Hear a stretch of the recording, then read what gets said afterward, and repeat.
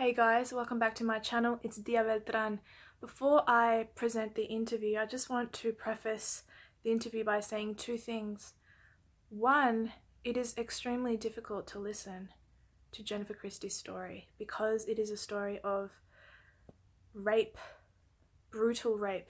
But not only that, it's the story of how the left decided it was a good idea to target her and tell her that she should be dead for choosing to give birth to her baby when it wasn't even a question for her. Why meet violence with another form of violence?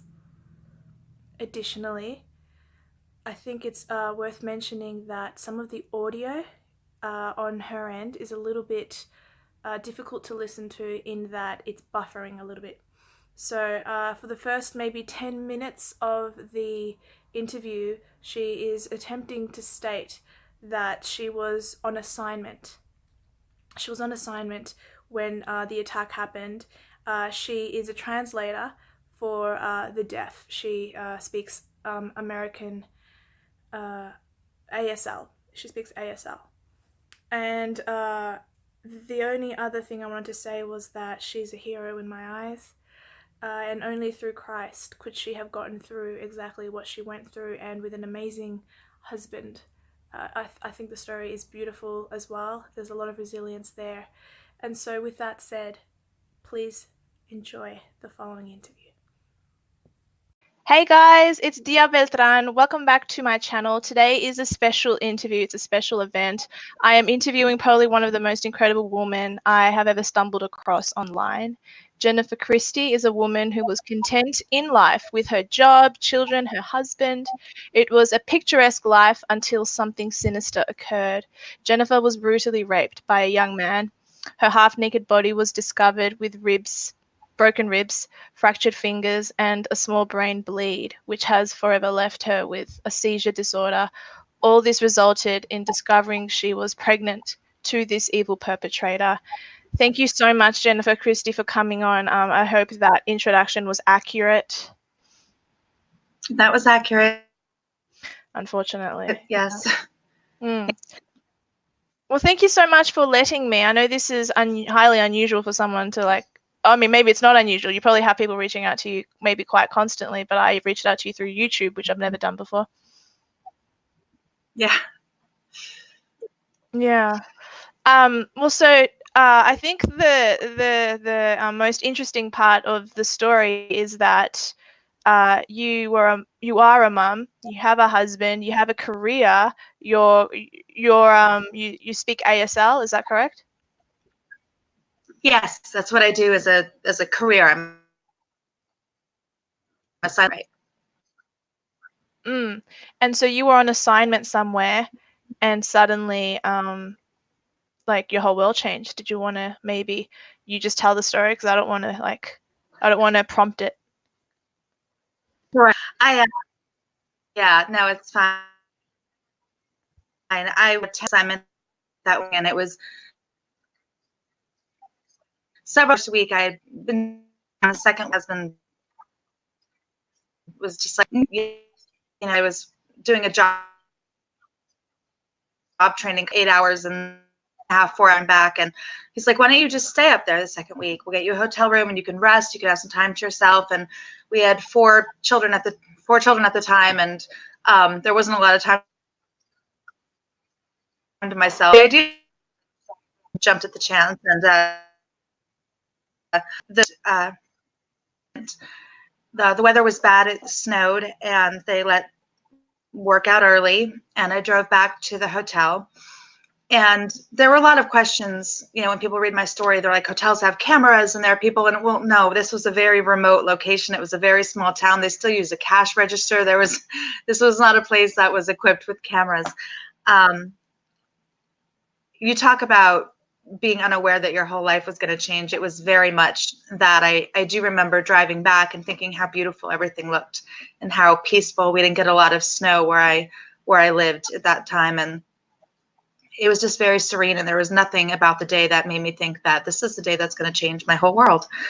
I get back to the hotel, and I have my hood up and my scarf around my face and my arms are loaded and everything they tell women who are walking through desolate areas not to do.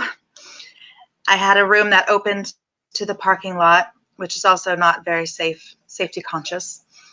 And I get my room open, the door open, and I drop everything to the ground. And when I turned around to shut the door, there was a young man in my doorway. And I startled, but I didn't feel scared because he didn't look scary. He was very young and just looked maybe a few years older than my daughter, who was almost 17 at the time. And I had that moment of just freezing. You know, you hear a lot about fight or flight, and you don't hear a lot about freeze. And I froze. And he punched me in the head and pushed me back in the room. And I fought. He was probably a foot taller than me and probably had 100 pounds on me, but I fought until I heard before I felt, which is a very breaking, and I disassociated, tried to crawl to a place inside myself where I wasn't in that room anymore, and just remind myself that it was just my body. It was just my body, and whatever was happening there, he couldn't damage my soul. And I passed out at some point, and the next thing I knew, I felt this rush of really, really cold air, and I heard a woman screaming. And I opened my eyes, and I was lying in a strange position outside the back of the hotel. There was a stairwell by the dumpsters, and there's a woman leaning over me, and she's crying, and she's crooning at me in Spanish, and she's covering me with her coat. And that's when I realized I'm only wearing a scrap of my bra. That's it. And when I go to try to push myself up, I realized I was very hurt. And that's when I remember fighting. And that was all I remembered. I just remembered fighting. In the hospital, I was treated for the broken bones and the brain bleed, which would resolve without surgery. But like you said, left me with a seizure disorder. I also had some internal damage. I've had 6 surgeries to date to repair what was destroyed. And fidgeting was something, this is the hard part to talk about. Yeah. But the last surgery was a year ago, so we've gone a year without one, which is a huge accomplishment. And that was the attack. It was brutal. It was well planned and well executed. He was long gone by the time I was found. And yeah. Is he in prison? He was killed 2.5 years later by the brother of one of his other victims. Okay. So I was not the first. I was not the last. To our knowledge, to our knowledge, I'm the only one who has survived. Oh. So there's a lot of emotion that goes along. We don't need to delve into that. I was just curious whether. No. A lot of people ask, what happened to him, and it's, there's a lot that's not really my story to tell. The man who killed him, they were both Native American. They were from the same tribe. I don't know what happened to him because that is in the hands of tribal police, and it's a whole different jurisdiction. I can't find out. The FBI could tell me very limited information because once he was dead, my case was closed. So the perpetrator was Native American? Yes. Oh, okay. Which I didn't know. I didn't know till he was dark. He was darker skinned, but he could have been Hispanic. It could have been Italian. He could have been, and I had a flash of a memory, and that was it. I couldn't really describe him with any certainty. Your husband looks mixed. Is he Hispanic? Latino? Yeah. Where is he from? His mother is Nicaraguan, and her father was Black. So there's a good melting pot in our family as it is, and my father was Greek, and his skin is very dark. So as Joshua gets older, if he gets darker, it wouldn't be an issue anyway, but he wouldn't feel out of place in our family. Yeah. That's cool. Because does your husband speak Spanish? He does. Ah, so do I. Not great. Not great, but he can get by. My parents We were forced in me. Spain. I had to. Oh, really? Well, his mother was very very proud to be an American. You know, his dad was a Marine and met her in Nicaragua and brought her over, and she embraced everything American, and so she didn't teach the boys Spanish when they were young. So. But did you say you'd been to Spain? Did you just start saying something about Spain? Yes. We when did we spoke in Malta, and on the way back we stopped and we spent a couple of days in Barcelona and met some friends that we had met online and things, and he was able to kind of navigate, you know, and it was very cool. I was like, that's hot, you know, he was able to like speak with natives and stuff, and I was like, that's really cool, because until then, you know, he just chatted with people in, you know, California or whatever. It was just really cool to see him like speak with the natives there, and yeah, it was neat. I've been to Spain many times. I visit my family all the time, but I got to say their Spanish is so hard. Whereas my mother, who's Colombian, it's a softer Spanish. It's like nice. Yeah, no, it's very, very different. And he said, he's like, I'm doing terribly, and I'm like, well, I appreciate you trying, and everyone was getting along well, so it was cool. Good. Oh, that's nice. Well, regarding the perpetrator, obviously he's gone now, but had he remained alive, would someone have taken him to court? Were you on that journey? Yes. Okay. I had nightmares about this so many times, but when I started getting calls, when I got the first call saying that there had been a DNA match on the body of a woman who had been found, and then another one, it was going to be up to me to go to court, and it could mean the difference between life in prison, which could sometimes mean being released before that, or if he death was sentence, or rehabilitated, I suppose he could have been let out early.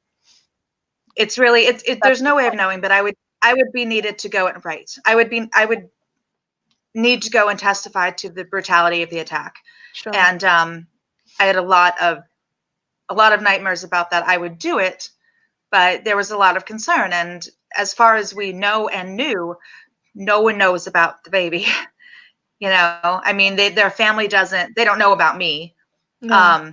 They don't know about my son. They don't know about, so, I mean, if my son, when he gets older, wants to look into that part of his history, and I think he should, he'll be able to find out a lot more than I will, because he's Native American and I'm not. And I don't want him to have any bitterness or anger towards an entire tribe because of one person, you know. So I would want him to look into that. I mean, I think it's a fascinating piece of his history, you know. But they don't need to know right now, you know. They don't need to know that he exists. They don't need to have a claim on him. There's a lot of it could be sticky. So for sure. Yeah. I didn't know that was a thing, that people tribes try to claim a child born out of it's a thing. Whatever situation. Yeah. It's the thing. We were advised against doing any kind of, because people were like, you can get reparations for him to help him go to school and stuff, you know, being Native American, if you find out what tribe he's from, and you could do ancestry DNA. And then we were advised legally to smart enough to do it on his own. He probably has the intelligence to just do it on his own. Probably, but everyone's looking for, you know, to help us out, whatever. And we were advised to not do that, to not do ancestry DNA, because they flag, you know, they flag Native Americans, and they'd let that tribe know, and then they could be like, okay, well, he's ours. Like, no, he's not. But it's a different system over there. The laws are different. Over where? It's been a journey. Aren't they part of the US? We've learned a lot. Yes, but the reservations. Okay, they have I know what you're about to say. Yeah, it's almost a different, like, they don't necessarily always get along with local police. We don't have the same laws. When it's a felony, they have to get along with the FBI. They have to work together. But there was a lot of tension. And then if something happens on their land, the state police, the U.S. police doesn't get involved. That's there. They have tribal police. They have different laws. They have different rules. It's all different. It's like a world unto their own. It's very different. It's very interesting. We've learned a lot in the last couple of years that we just didn't know. That's fair enough. I wanted to know also about when this incident occurred.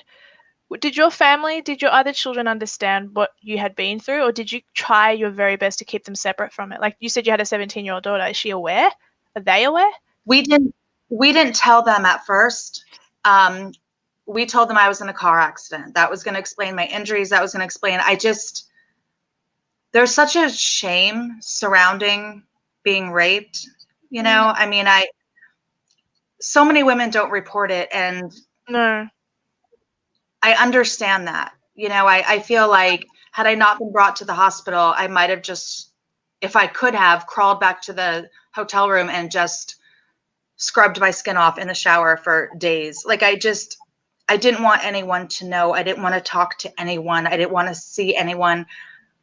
I couldn't imagine telling my little boys, telling my daughter what happened to me, what someone did, putting that image in their head. I couldn't. And when Jeff, my husband, was like, what do we tell the kids? I'm like, let's just tell them I was in a car accident. Let's just tell it, and I don't think my daughter bought it at the time.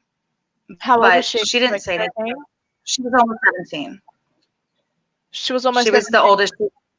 She was almost 17, and she did not go for the car accident. 22. Oh, okay. So she didn't buy it. I don't think so, because I was not okay. You know, Jeff would come up behind me and, you know, go to put me in a hug, and I would, you know, double over, and I would crunch my fists, you know, like try to scoot off to the bathroom, and the little boys would be like, what happened? And he'd be like, I just scared her. She's okay. And my daughter would be like, something is up, you know, something happened. And then she was, when I found out I was pregnant, which we can discuss, I had to tell her, she remembers her dad having a vasectomy. The boys were too little. Sorry, I'm shaking the table. The boys were too little, but she remembers. So she had to be told first. And then we told them a little bit later. What did she do? How did she react? Well, it's interesting. I always tease Julia because she was kind of ditzy. She's grown up a little bit, but she was always a little, you know, Julia was the kid who failed PE because she didn't want to mess up her hair, or, you know, like this was, and so I wasn't sure how she was going to respond to something very serious. She wasn't a serious kid. And so I took her on a drive, and I just said, you know, I wasn't in a car accident. And she could tell I was pregnant, because early on, like by the time I was 6 weeks, 2 months, I was little, and that muscle memory. By the time it's your fifth baby, like you're like a little pop out. Like as soon as you're pregnant, there's no hiding it. And I was like, I was raped, and I said, and I'm pregnant, and she was real quiet. And I said, I just don't want you to look at the baby any differently. And she looks at me and she goes, Mom, I would never do that. And I said, okay. And she didn't say anything else for a really long time, but she was so quick to just be like, to almost be offended that I thought that she might look at this child differently. And I remember thinking, she'll be okay. Like this kid will be okay. You know, she's growing up all right. And a couple years later, when we ended up telling my other boys, you have a cat, which we had. I know, sorry. That's so adorable. Bring it on the camera. What is that? You want me to get him? Yes, I love cats. I have one too.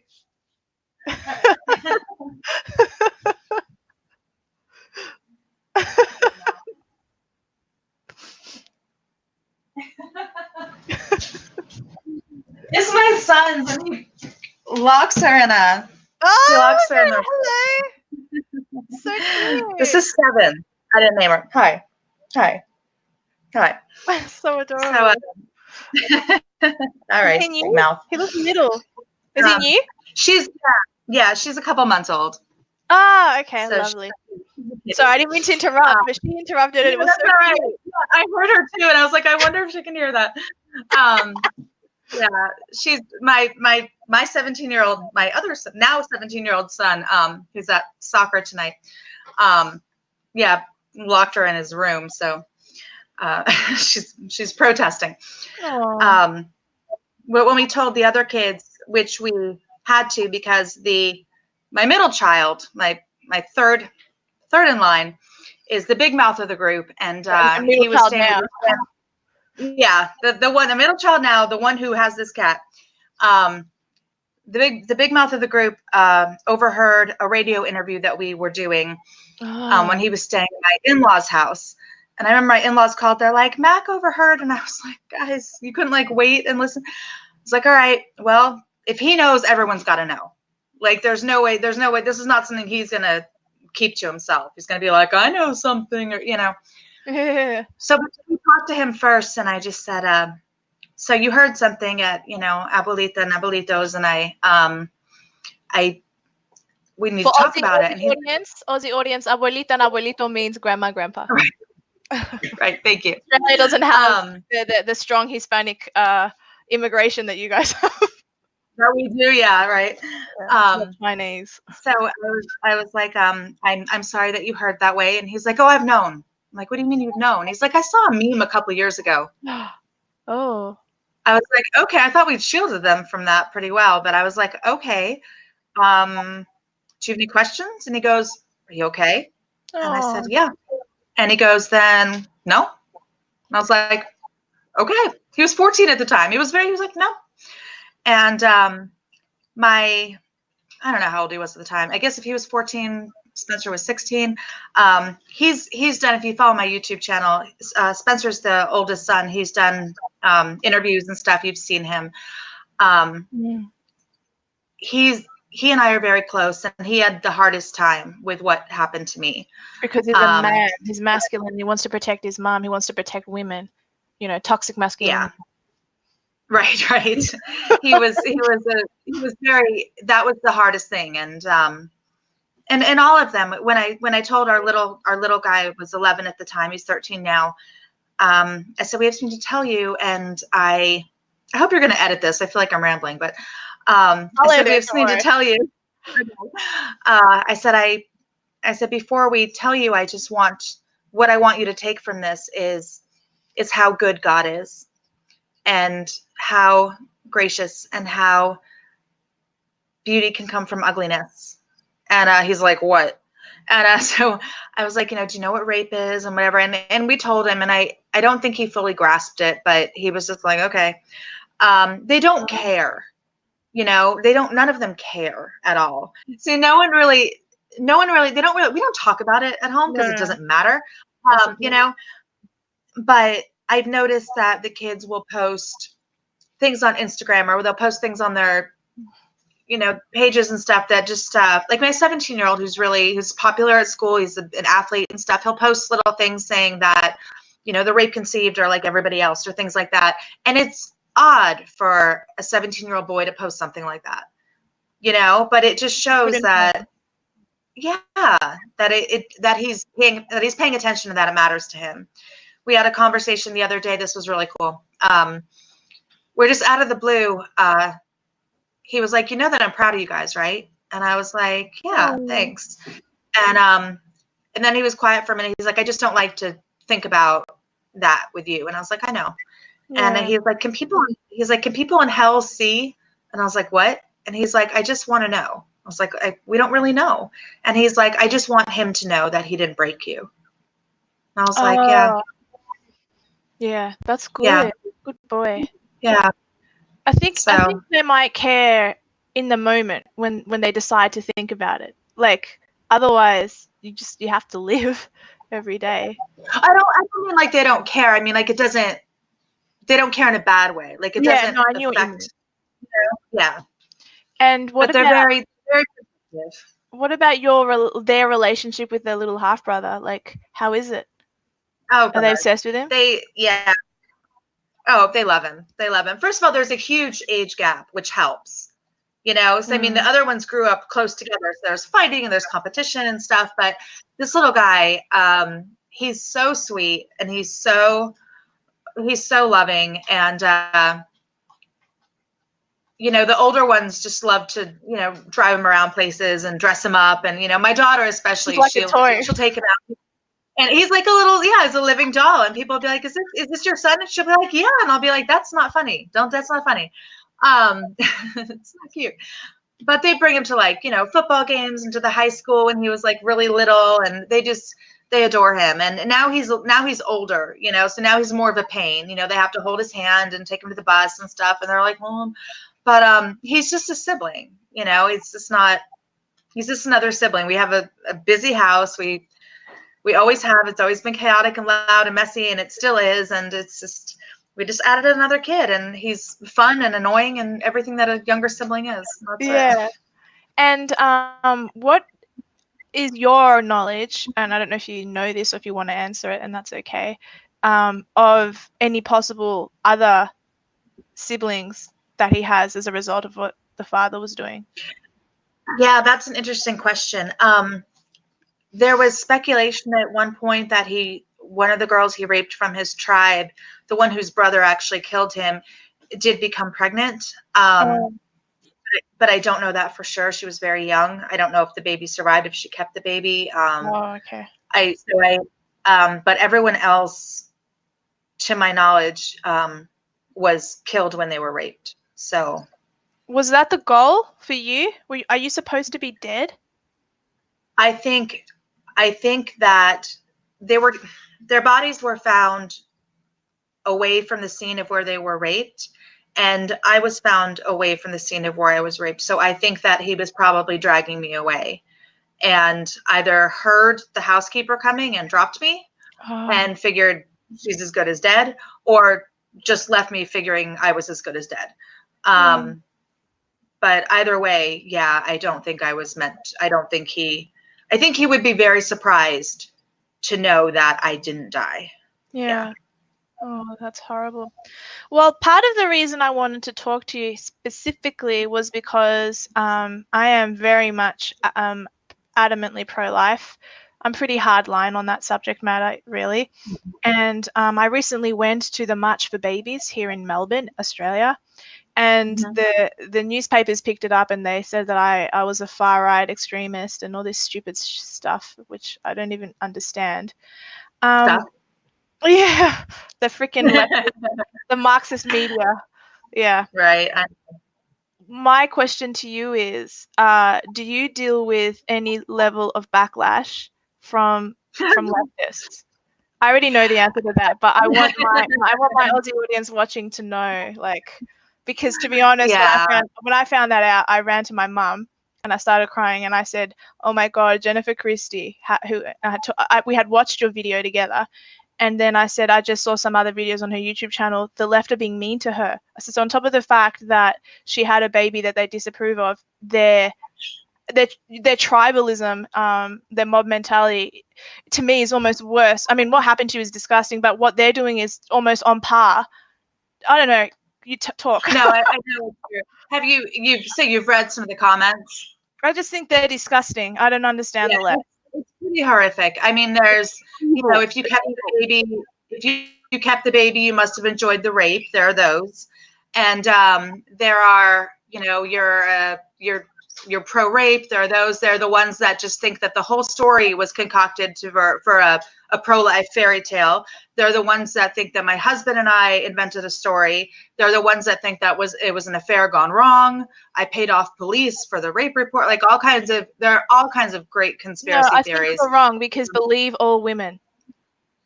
Right. Unless they become pregnant and keep a baby, then we're liars. Oh yeah, right. Indeed, evidently. I think that the most heinous ones are the ones that just say that my son is going to grow up to be a rapist, that he's evil, that, great job, mother effer, you just brought another rapist into the world. He should have been killed. You should be killed. Coat hanger that walnut-sized rapist deposit and get on with your life. I mean, we've heard a lot of. I've gotten letters that I remember one of the first. When my story first went out, I got this letter from this woman saying that she's been in a state ever since she read my story. She's been crying out to God, and she just feels like both my child and I need to be sacrificed back to Satan, or something horrible is gonna happen in the world, and how is my husband ever gonna move on, and he's never gonna, all this stuff. I'm putting all this stuff on Jeff, that he's always gonna see this rape or whatever, and he's like, please stop reading that stuff. And I'm like, I can't not read it. And he's like, yes, you can. I don't read it. But it's horrible. And then we'll get like direct letters where people just threaten us. So we got some guys saying, you know, oh, good, you're a rape survivor, so you'll be used to it, you know, when I attack you with all my friends cheering me on. And what the hell? What is that? Yeah, Why? I get that. But I get lots of. Sorry, I'm just. I get lots of. Sorry. No, I get lots of rape porn sent to me. So I finally developed a team. People would send flashing gifts when it became known that I have a seizure disorder.